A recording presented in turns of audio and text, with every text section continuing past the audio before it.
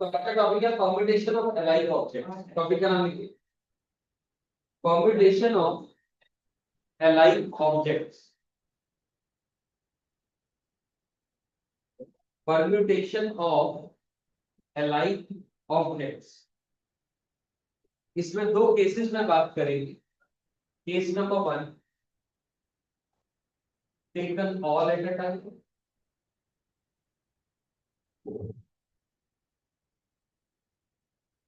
Case number 2, taken some at a time. Case number 1 है taken all at a time. Case number 2 है taken some at a time. Taken some at a time, taken all at a time, taken some at a time. अब नीचे लिखो number of permutations, number of permutations of n things,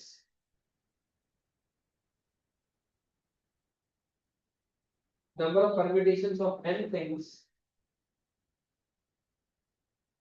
और n things में लिख लो p of one type, q of another type,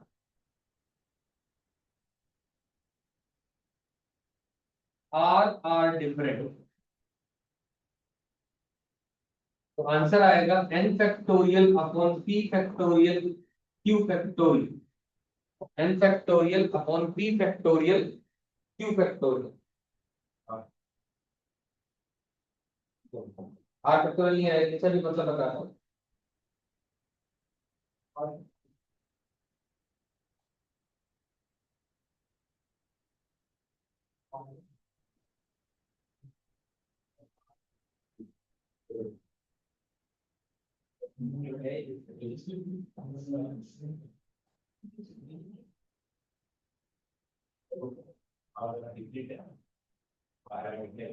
are different मतलब क्या, मैं बताता हूँ। एक एग्जांपल के थ्रू सुन सुन जैसे कि अभी तक क्या होता था, ध्यान से सुनेंगे सब लोग। 5 चीजें हैं, पांचों की 5 अलग अलग है, उनको अरेंज करने के तरीके आप कह देते थे सर 5 फैक्टोरियल।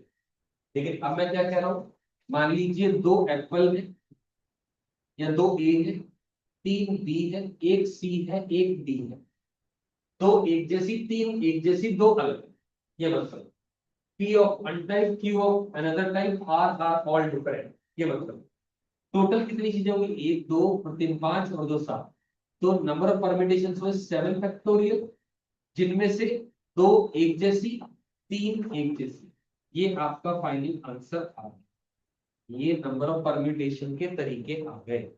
जो चीजें कितनी एक जैसी हैं उतने के फैक्टोरियल से डिवाइड करेंगे। क्यों करेंगे, क्यों का जवाब मैंने भी दिया अभी।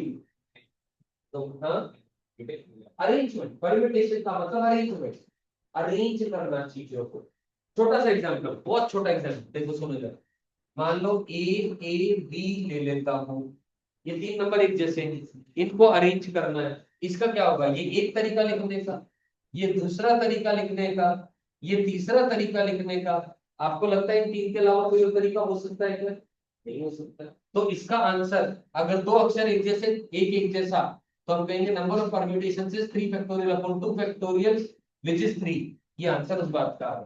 क्योंकि अभी तक क्या करा था आप लोगों ने, तीनों अक्षर एक जैसे होते थे, ए बी सी, तो आप इसके आंसर लिख देते थे 3 फैक्टोरियल। अरेंजमेंट के तरीके, A B C A, C A B ए सी, इस तरीके से अलग अलग 6 पॉसिबिलिटीज बच जाती थी ना। तो वो तब होता था जब सेम सारे के सारे अलग अलग हो। अब बात कर रहे हैं कुछ एक जैसे, कुछ एक जैसे, कुछ अलग है, तब कितने तरीके होंगे चीजों को करने के। ये आपका आंसर निकालने का तरीका। समझ में आ गई मेरी बात? पक्का क्लियर है एवरीबॉडी? हमें क्लियर होगी बात? चल लो आगे। देखो ये लिखो पहले फटाफट से। पता है, चैप्टर का कॉन्सेप्ट की क्लैरिटी बहुत अच्छी होनी चाहिए। क्वेश्चन हो या ना हो, उसके कई सारे कारण हैं, लेकिन कॉन्सेप्ट क्लियर होगा तो क्वेश्चन अपने आप होने शुरू हो जाएंगे। हो सकता है समय लगे, लेकिन हो जरूर जाएगा।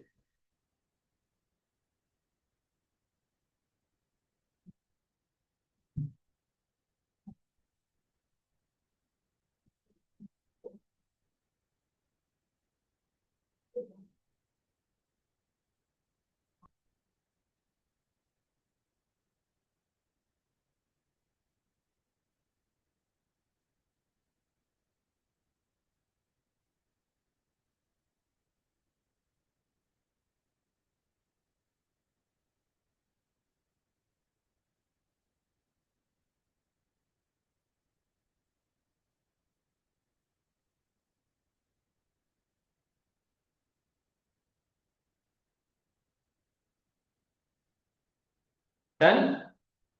Can we move on further? Understood about it? और ठीक है, ये बात 100% अपने को क्लियर करो। अब इसके मैं दो तीन छोटे छोटे क्वेश्चन बता, जैसे लिखो, क्वेश्चन लिखो, the word is daddy, DADDY, इसके नंबर ऑफ परम्यूटेशंस बताने हैं कि कितने होंगे। तो डी कितनी बार आ रहा है? 3 बार। रिपीटिशन तो डी की होगी। अक्षर कितने हैं टोटल? 5। तो आंसर क्या आएगा? खत्म। ये आंसर आ गया, खत्म हो गया। क्लियर है क्या? पक्का? दूसरा वर्ड है मम्मी, इसके भी कितने अक्षर हो जाएंगे? 5 factorial upon 3 factorial, same answer आएगा इसका। क्लियर? और मान लो एक और वर्ड लिख दिया मैंने, महाभारत, इसके बताओ क्या अक्षर आएंगे अरेंजमेंट? ये देखना पड़ेगा कौन सा अक्षर कितनी बार रिपीट होगा।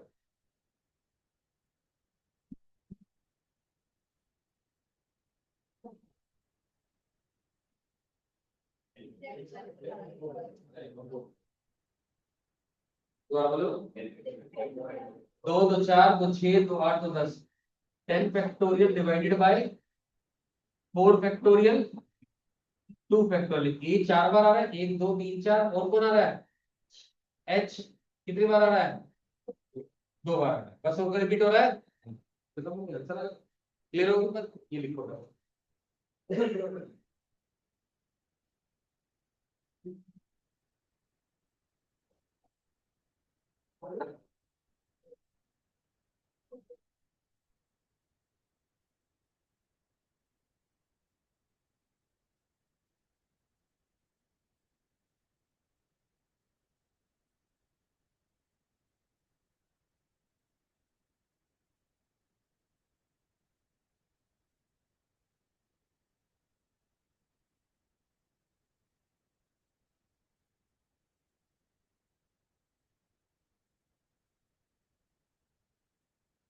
लिखो के बाद समझ आना, कोई कंफ्यूजन नहीं, 100%। ठीक है, तो आज के बाद आपसे पूछा जाए तुम्हारे पास 10 चीजें हैं, अरेंजमेंट करने के कितने तरीके? क्वेश्चन में इंफॉर्मेशन होनी चाहिए, तब जवाब। 10 में से 10 की 10 अलग अलग चीजें, या 2 एक जैसी, 8 एक जैसी है, या 2 एक जैसी, 2 अलग चीज, या क्या है या क्या है। जब तक क्वेश्चन की पूरी डिस्क्रिप्शन नहीं होगी तब तक आंसर नहीं दे। ये लोग बात पक्का ध्यान रहेगी सभी को, बात बढ़िया से। अब इस क्वेश्चन के बेस पे एक और क्वेश्चन लिखो जाए, इसी टॉपिक के बेस पे लिखो, 21 white and 19 black balls are arranged, 21 white and 19 black balls are arranged in a line, 21 white and 19 black balls are arranged in a line. आगे लिखिए, balls of the balls of the same color are alike, balls of the same color are alike.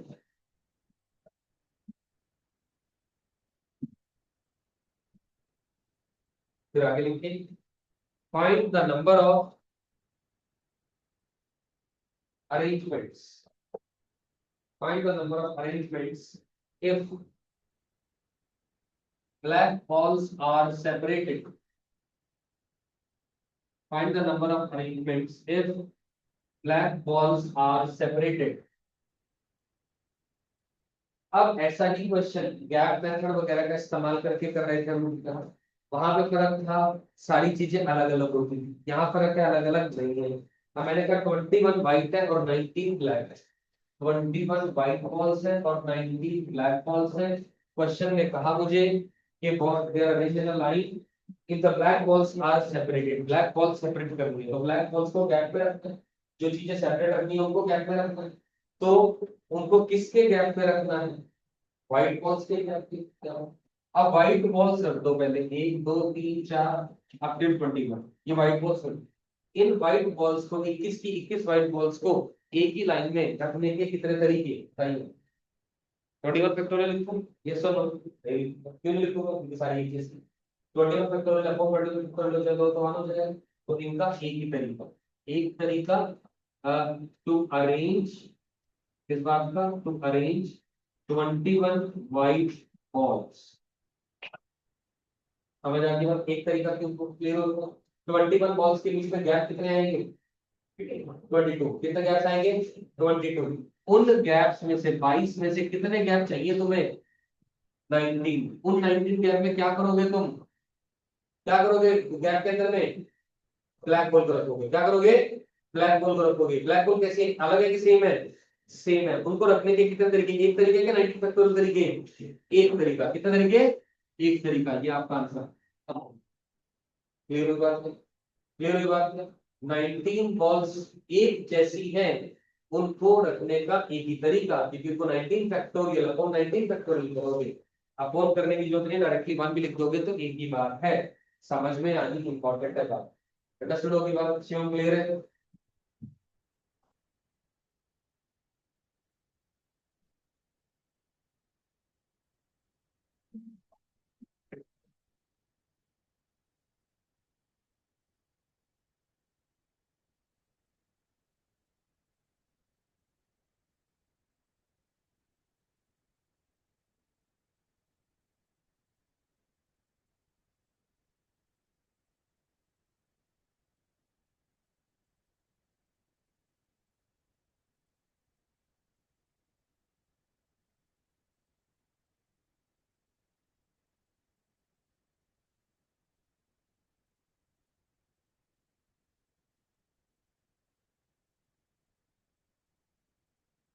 अभी समझ में आने का पक्का? और अब थोड़ा दिमाग के सारे दरवाजे खोलेंगे। अब एक थोड़ा सा अच्छा सा टॉपिक और समझना, ये भी अच्छा है लेकिन थोड़ा सा दिमाग लगाने वाला बात।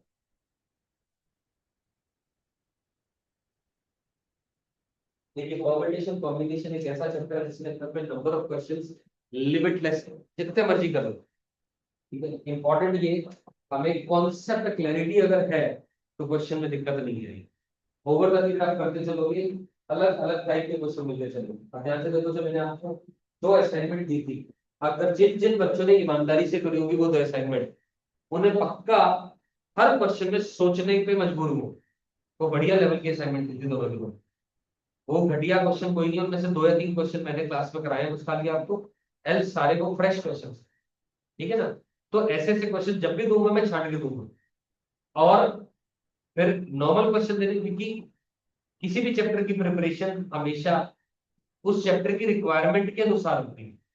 कुछ बेसिक लेवल के क्वेश्चंस होते हैं, कुछ एक अलग स्टाइल के क्वेश्चंस होते हैं, वो सारे आपको टाइमली मिलते चले, टेंशन फ्री रहे। ठीक है ना? अभी से एंगेज इसकी हाथ नहीं लगानी है। क्यों नहीं लगानी है? जब तक मैं सारे टॉपिक नहीं कराऊंगा तब तक नहीं कर, क्योंकि ये आपको अब तक समझ में आ गया होगा। अब जैसे अब आप एंगेज कर रहे हो, आप फाइनल करके रहे हो, आप क्वेश्चन करते हो, उसके अंदर में आज ही जैसे n+r-1 CR-1 वाला तरीका बताया, उसमें पीएनसी के क्वेश्चन का एप्लीकेशन का इस्तेमाल है। हाँ यार, अगर मैं उसको ऐसे नहीं कराता, उसका करने का नॉर्मल तरीका भी है लेकिन वो बहुत ही लंबा है, जो आपने एनसीईआरटी में अपनी केओआई लिमिट्स किताब में किया होगा, जो कि लंबा है। ठीक, या फिर लॉग का इस्तेमाल होता है, या फिर कोई अगले वाले आने वाले कॉन्सेप्ट का इस्तेमाल हो जाता है। तो यानी it is not about the level कि डिफिकल्ट है या आसान है, लेवल बराबर है, लेकिन इंपॉर्टेंट है वो मिक्सअप ऑफ कॉन्सेप्ट्स है। तो let me complete the concept firstly, then we will move on to that. लेकिन उससे पहले हम बेसिक अपना काम बढ़िया से एक सहजता से चलते चलेंगे यहां तक पहुंचे। क्लियर होगी बात? डन? चलिए, अब सवाल उठता है, मैंने कहा था ये टॉपिक को कराने से पहले लिखाई के बाद taken all at a time और taken some at a time, दो केसेस बनाओ। उस बात का क्या मतलब है ना? इस चीज के बारे में आप पढ़ रहे हैं। मान लीजिए एक क्वेश्चन आ जाए आपके पास, दो ए है, तीन बी है, एक सी, एक डी, एक ई, एक एफ। ठीक है, ये अक्षर है, ये अल्फाबेट्स है। अब ये तो सभी लोग जानते हैं कि दो और तीन पांच और दो सात और एक नौ, टोटल अरेंजमेंट इसके 9 फैक्टोरियल अपॉन 2 फैक्टोरियल 3 फैक्टोरियल हो जाएगी। ये तब हो रहा है जब मुझे taken all at a time की बात कर रहा हूँ, केस नंबर 1 की बात कर रहा हूँ। मतलब क्या है taken all at a time? यानी जो तुम्हारे सामने 9 अल्फाबेट्स रखे, इन 9 के 9 को लेना है और उनका अरेंजमेंट के कितने पॉसिबल तरीके, ये उस क्वेश्चन का आंसर है।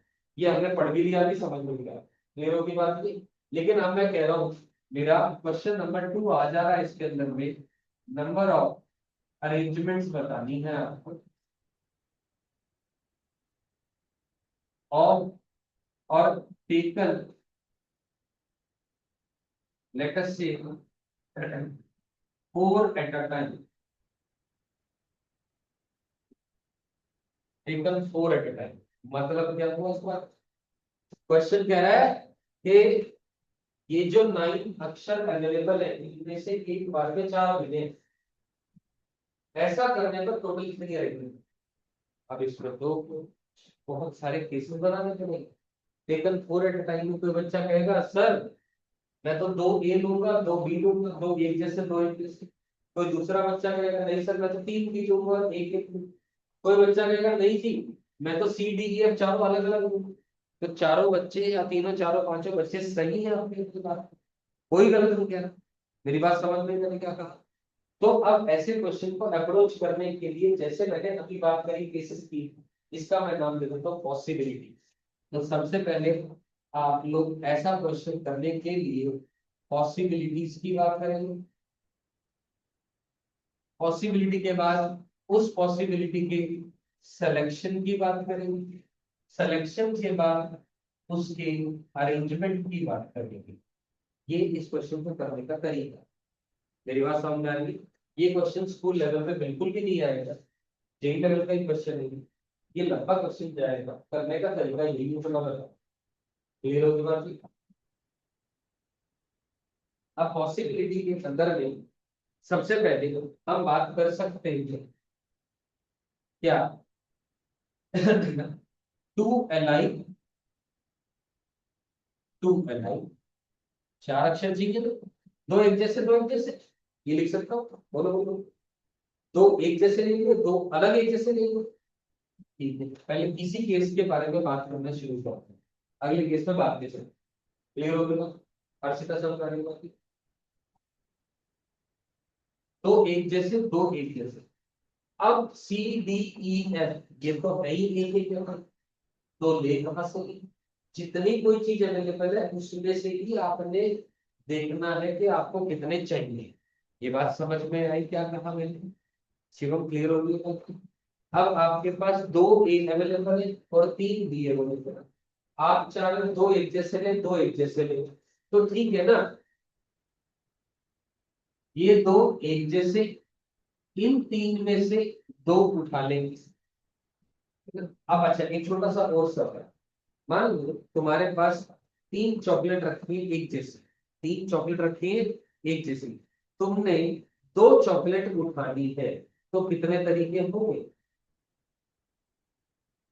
एक तरीका होगा।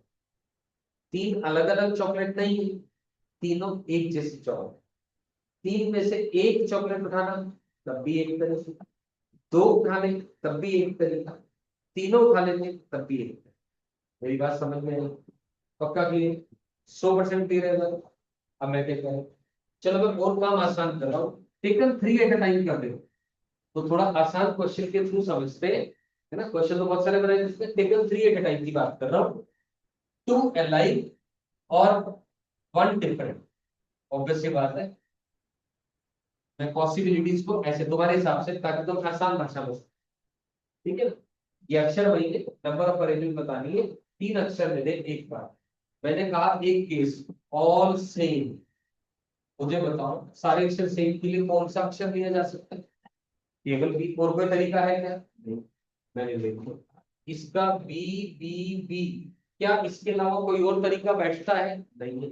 तो सिलेक्शन के कितने तरीके हुए, एक ही तरीका। सिलेक्शन के कितने तरीके हुए, एक को।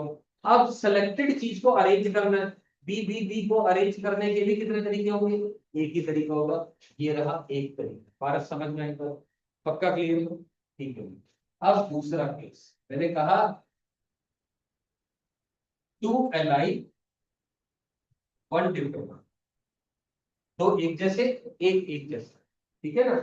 अब दो एक जैसे ले लेंगे, मैं गिनती गिन के बात करता हूँ। या तो मैंने 2 ए ले लिए, फिर मैं एक बी ले सकता हूँ, या फिर दो ए सी ले सकता हूँ, दो ए डी ले सकता हूँ, दो ए ई ले सकता हूँ, दो ए एफ ले सकता हूँ। ये पॉसिबिलिटीज की बात करेंगे। या फिर दो बी ले लिए, फिर ए ले लिया, दो बी ले लिए, सी ले लिया, बी बी डी ले लिया, बी बी ई ले लिया, बी बी एफ ले लिया। मैंने गिनती गिन करके बात करी, आपको लगता है इसके अलावा कोई और तरीका है क्या? दो एक जैसे, एक एक जैसा, वन डिफरेंट का मतलब है वो अनदर टाइप का है। If we compare it with the two एक जैसे। क्लियर हुई बात की? नहीं समझ आएगा क्या? पक्का क्लियर? पर क्या हम गिनती गिनेंगे? ऑब्वियस सी बात है, नहीं गिनती नहीं गिनेंगे। क्लियर? ये तो मैंने आपको अच्छे से समझाने के लिए लिख दिया। क्या इसका कोई तरीका है? हाँ जी बिल्कुल है तरीका। सुनो जरा क्या तरीका है, आराम से सुनिए। लिख बात में लेना बहुत बढ़िया से समझो, पता है ये चीज समझ में आनी बहुत बहुत आसान है। अगर आज वाली क्लास समझ नहीं आई है तो आगे आने वाले टॉपिक्स में प्रॉब्लम आएगी प्लीज। आज वाली आएगी क्योंकि अब एक थोड़ा सा ना एक लेवल से ऊपर का लेवल शुरू हो गया। अब मेरे पास दो रास्ते हैं, या तो मैं कराऊं या नहीं कराऊं। मेरे पास एक्चुअली एक ही रास्ता कराऊं, लेकिन उस कराने को बहुत आसान माध्यम से कराना, मैं उस बात पे दिमाग लगा करके समझाना शुरू करूँ। क्लियर होगी बात यहाँ पर? ठीक। तो मैंने क्या करना है, दो एक जैसे, ये दो एक जैसे हैं या ये तीन एक जैसे, लेकिन आपको तो दो चाहिए। कोई फर्क नहीं पड़ता, ये तीन की बजाय चार भी होते तब भी दो बी लेने का तो एक ही तरीका था। ये अभी अभी बात कर चुके हम, तीन चॉकलेट एक जैसे, दो उठानी है या एक उठानी है या तीनों उठानी है, एक ही तरीका होगा हर एक चीज का। समझ में आ रही है? पक्का? ठीक है। मैंने माना ये एक सेट है तुम्हारे पास, ये एक सेट है तुम्हारे पास। इन दो सेट में से कोई एक सेट उठा लो। इन दो सेट में से कोई एक सेट उठा लो और उस सेट के दो एलिमेंट्स उठा लो। दो ए उठा लो या तीन बी की बजाय दो बी उठा लो। मेरी बात को समझ में आई? पक्का क्लियर है? मान लो दो सेट में से एक सेट उठाना था, दो ए उठ गए, उठ गए। अब आपके पास दो एलाइन आ गए, एक डिफरेंट चाहिए, तो B is different from A, yes और नो? तो एक B C D E F, एक दो तीन चार और एक बी, पांच। तो उन पांच में से एक अक्षर उठाना है। 2 into 5, टोटल 10 तरीके हो गए। ये याद, ये सॉल्व करने का लॉजिकल तरीका, गिनते गिनते देखो। एक दो तीन चार पांच छह सात आठ नौ दस। ये 10 क्यों गिनूं जब मेरे को सीधा सीधा निकालना आता है? तो मेरी बात समझ में आई? क्या कहा? इसका क्या मतलब हुआ? इसका मतलब हुआ one set to be selected out of two sets available। क्या ये बात समझ में आई या नहीं आई? बोलो क्लियर है? 100% क्लियर है? कोई टेंशन वाली नहीं?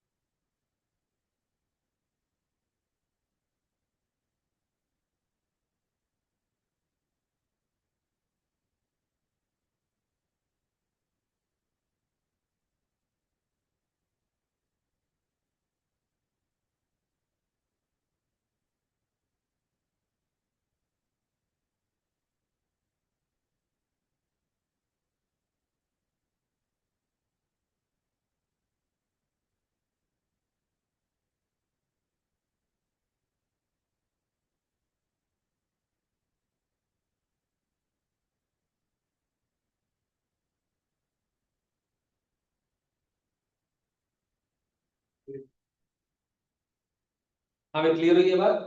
पक्का समझ आया? अब ये बात खत्म नहीं हुई है, अभी ध्यान से सुनो। ये एक केस के सिलेक्शन के तरीके आए, उसके अरेंजमेंट के नहीं आए अभी। अब मान लो मैं तुमसे कहता ए ए बी इनको अरेंज करना है, तो क्या करते हैं आप? 3 factorial divided by 3 factorial divided 2 factorial. ये एक केस के तरीके। ऐसे ऐसे कितने केस हैं? इनपुट है, ये इसके टोटल अरेंजमेंट है। पहले नंबर ऑफ सिलेक्शन के तरीके जो हो, फिर एक सिलेक्शन के अरेंजमेंट की बात करोगे, multiplied by number of selections की बात करोगे, वो टोटल अरेंजमेंट के उस केस के तरीके आ जाए। समझ आई क्या बात? पक्का क्लियर है? तो ये 3 × 10 ये बन गया 30।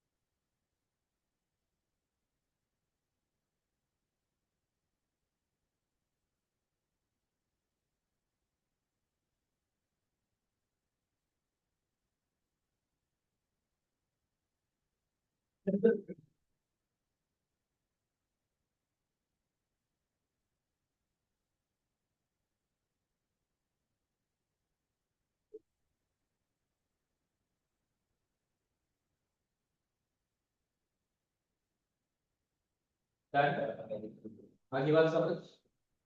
ठीक है। आपको लगता है कोई और पॉसिबिलिटी भी बन रही है? पहले तो मैंने सारे सेम ले लिए, फिर दो एक जैसे ले लिए, एक एक जैसा ले लिया, तीन, अरे 3 चीजें लेनी है, और क्या हो सकता है? ऑल डिफरेंट लिख सकता हूँ, सारे अक्षर अलग अलग लिख सकता हूँ। कितने अक्षर अलग अलग है? 1 2 3 4 1 5 6, 6 अक्षर अलग अलग है।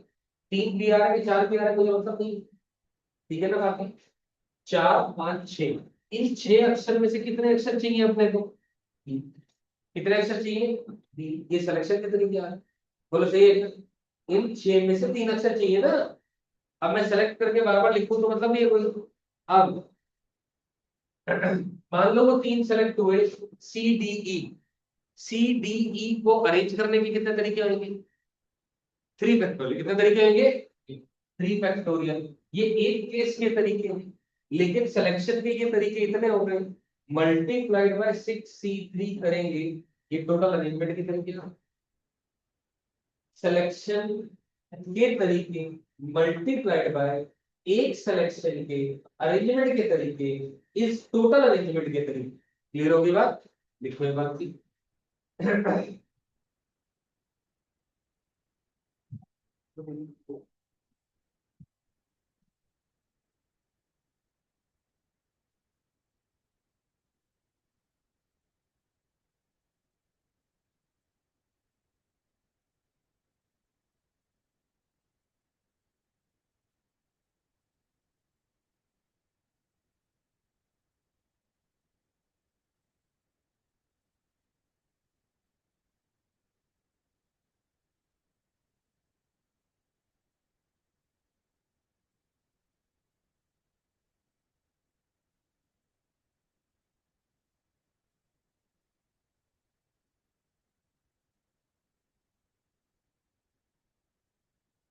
डन।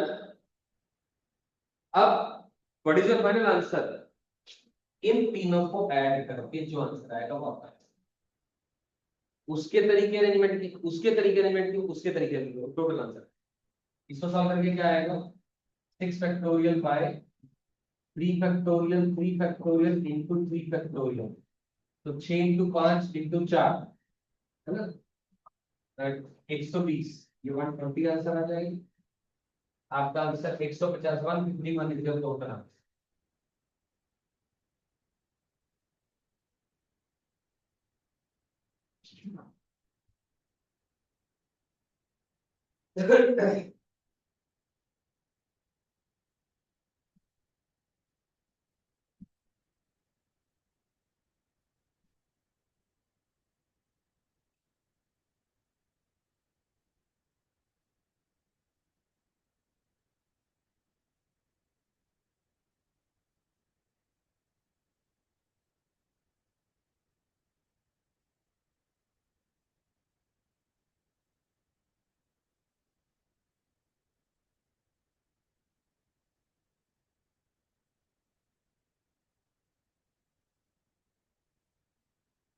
अभी डन, पक्का समझ आ गया कि अप्रोच करने का तरीका है।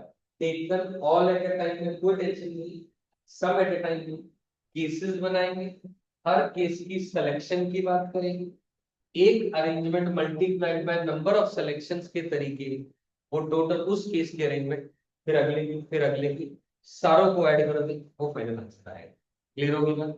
पक्का समझ आ गया? एक क्वेश्चन होमवर्क के लिए दे रहा हूँ, लिख लो। ये टॉपिक खत्म हो जाता है, एक क्वेश्चन होमवर्क के लिए दे रहा हूँ। The word is independence. The word is independence.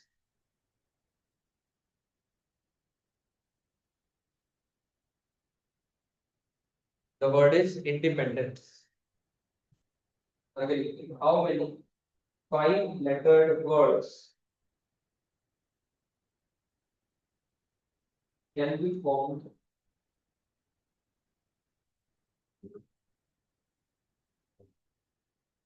using the letters from this word?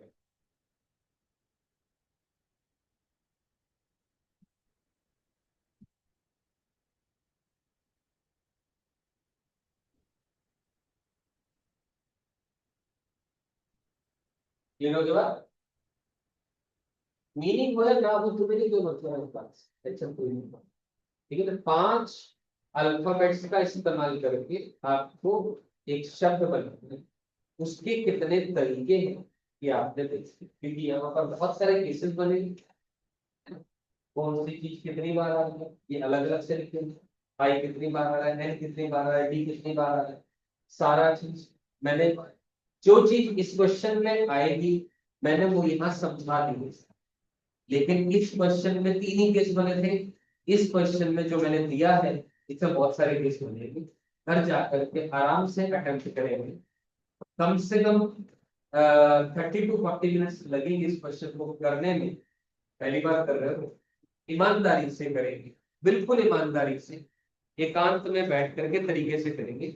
आधा घंटा मिनिमम लगेगा, मैं पहले बोलूं, तब जाकर के आपको ये टॉपिक की क्लैरिटी आएगी। और एक बड़ी इंटरेस्टिंग बात, आधा घंटा लगाने के बाद भी आपका आंसर मैच कर जाए मेरे आंसर से, ये काफी मुश्किल है, बट कोई बात नहीं, तब भी आपने कर, वरना आप नहीं सीखोगे ये वाला। फिर दोबारा दोहरा रहा हूं वही बात, मुश्किल टॉपिक, ये टॉपिक मुश्किल नहीं है, इसमें गलती बच्चे क्या करते हैं, ये तो तुम्हें समझ में आ गया कि करना क्या है, इसमें कोई दिक्कत नहीं है। दिक्कत क्या आती है कि केसेस छोड़ देते हैं बच्चे, और केसेस लिखते हुए ये सिलेक्शन के तरीके गड़बड़ा जाते हैं। जो मैंने बात करी, दो सेट में से एक सेट चूज करना, ये वाली बात सोचते हुए, यहाँ तो दो सेट थे, किसी में तीन सेट आएंगे, उसमें से दो चाहिए होंगे, इस तरीके की थॉट्स बच्चे नहीं लगा पाते, वहां गड़बड़ होती है, और कोई दिक्कत नहीं। समझ आई बात है? तो अगर आपको ये अच्छे से समझ में आया, 1% भी दिक्कत नहीं आएगी उसमें। क्लियर होगी बात? ठीक है, श्योर। तो ये टॉपिक मेरी तरफ से खत्म हो जा रहा है, एक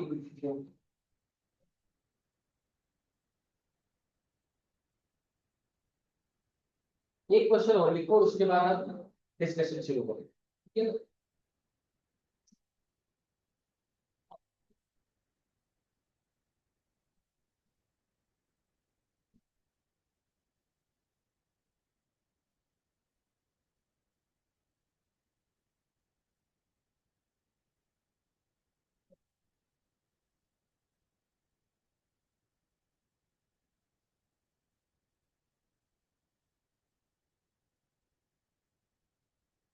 Find the number of numbers find the number of numbers greater than a million. Find the number of numbers greater than a million.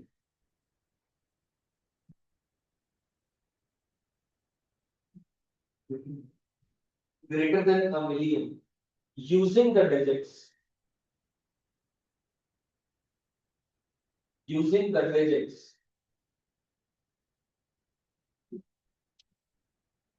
2, 3, 0, 3, 4, 2, 5. Find the numbers greater than a million using these digits. आगे लिखते हैं।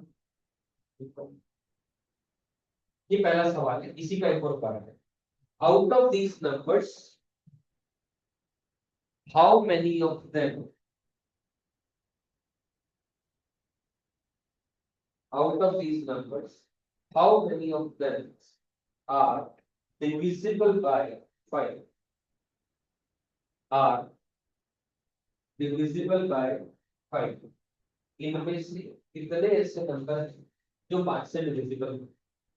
अब आपको मैंने कहा 3 दो बार आ रहा है, 2 दो बार आ रहा है, एक बार 0 आ रहा है, एक बार 4 आ रहा है, एक बार 5 है ना। इसका मतलब 3 आप 2 ही बार इस्तेमाल कर सकते हो, ये मतलब वो इस बार जितने बार अवेलेबल है उतनी ही बार इस्तेमाल कर सकते हो, इससे ज्यादा बार नहीं कर सकते। Greater than a million, 1 million का मतलब क्या होता है? 10 लाख। 1 मिलियन का मतलब 10 लाख आ गए। 1 10 100 1000 10,000 लाख कर ले तो 1 2 3 4 5 6 7 7 डिजिट्स आ गए। 1 मिलियन का मतलब 10 लाख, 7 डिजिट्स आ गए। अब 7 डिजिट्स क्वेश्चन कह रहा है ग्रेटर देन अ मिलियन।